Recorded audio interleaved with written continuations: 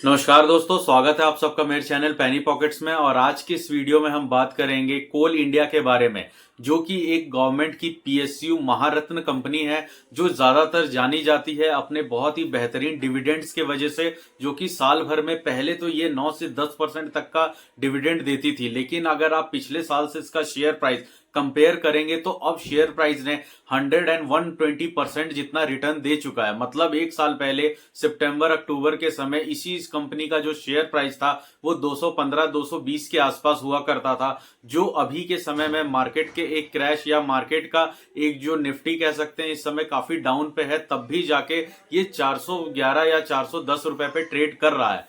देखिए, ये अपने एक ऑल टाइम हाई 550 रुपए तक गया था, लेकिन इस वक्त काफी अच्छे डिस्काउंट पे ये मिल रहा है, जिसमें 420 रुपए तक का शेयर प्राइस आपको देखने को मिल सकता है। और अगर हम 420 रुपए के आसपास के शेयर प्राइस पे इसके पूरे इस साल का मतलब 2024 के फरवरी से लेकर नवंबर के बीच में इसने जितना भी डिविडेंड दिया है वो बनता है 26 रुपए। अगर 26 रुपए के हिसाब से हम देखें तो ये 5.5 से 6% तक का एक डिसेंट सा मतलब जो डिविडेंड शेयर वॉल्यूम है ये हमें देखने को मिलता है। यही शेयर अगर एक साल पहले इतना ही डिविडेंड देता तो वहां पे 8 से 9% तक की इसकी परसेंटेज देखी जा सकती थी। शेयर प्राइस ऑलमोस्ट डबल के रिटर्न पे है, तो जिस किसी ने भी एक साल पहले या उससे पहले से इस शेयर के अंदर लॉन्ग टर्म का एक पर्सपेक्टिव बना के इन्वेस्टमेंट किया है तो उनके इन्वेस्टमेंट में एक 100% रिटर्न और उस पे 6% तक का जो एक डिविडेंड वॉल्यूम और आगे आने वाला जो ग्रोथ है, इन सब का फायदा उन लोगों को मिलता हुआ दिखेगा। तो क्या इस वक्त इस करंट प्राइस पे शेयर में इन्वेस्टमेंट करना सही रहेगा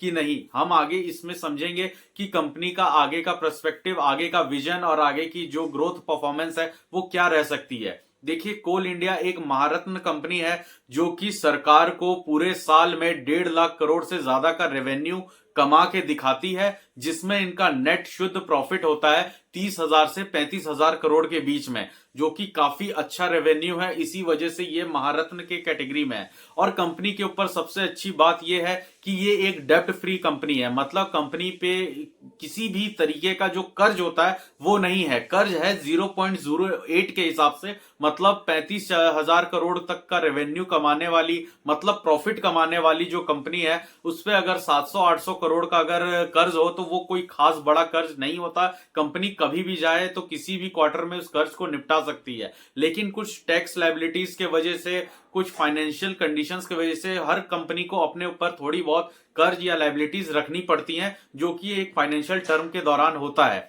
लेकिन यहां हम समझते हैं कि कोल इंडिया का फ्यूचर ग्रोथ क्या है।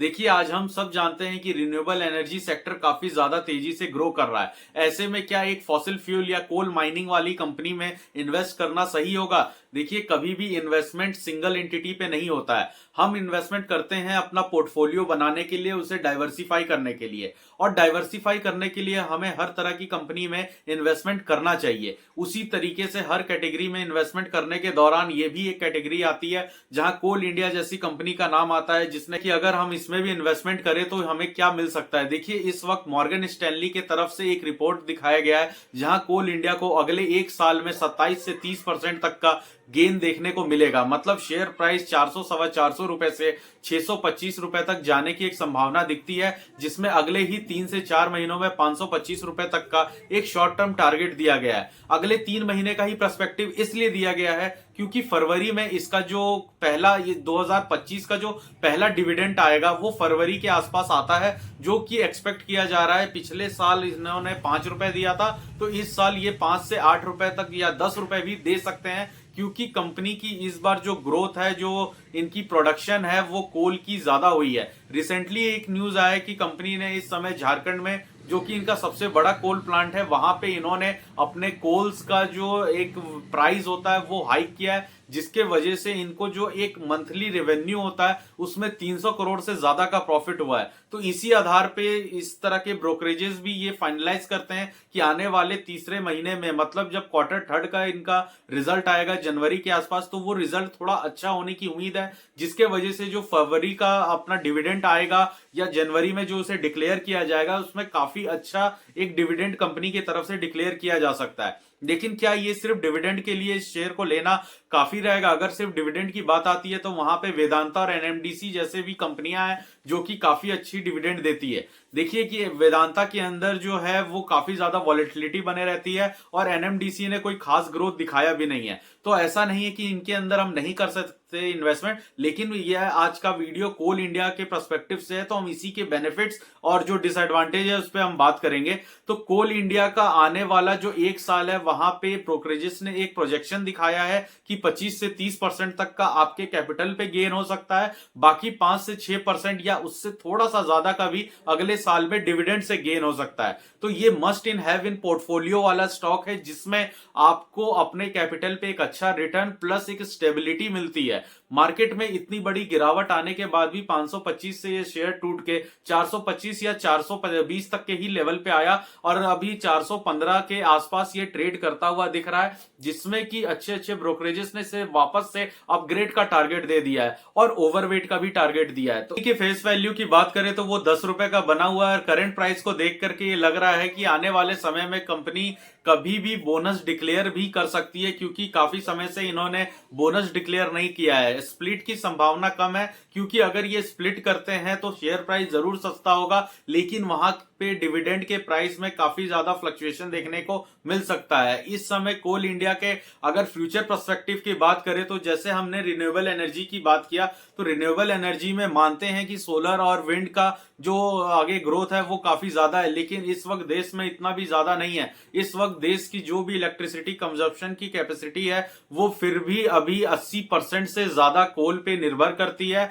उसके बाद ही हाइड्रो, विंड या सोलर की हम बात कर सकते हैं और आने वाले 10 साल में सोलर और विंड को काफी ज्यादा काम करना पड़ेगा, जिसके लिए थर्मल पावर प्लांट्स ऐसा नहीं है कि वो बंद होंगे।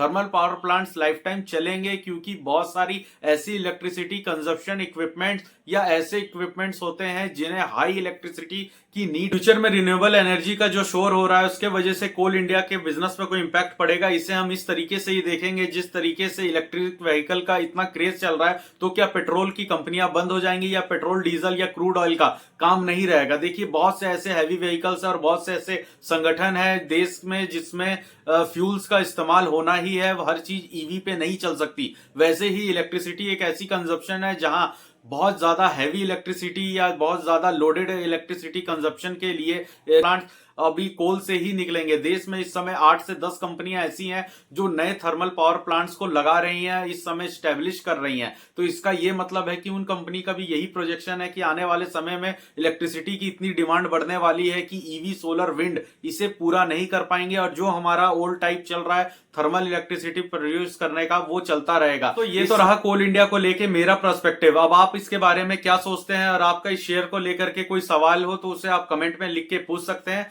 अगर आपको ये वीडियो पसंद आया तो आप इसे लाइक करें, चैनल को सब्सक्राइब करें दोस्तों, ताकि हम आगे आने वाले जितने भी इंफॉर्मेटिव वीडियोस होंगे वो आपको मिले। और तो इस वीडियो में इतना ही, मिलते हैं अगले वीडियो में और भी इंफॉर्मेटिव न्यूज के साथ। नमस्कार दोस्तों।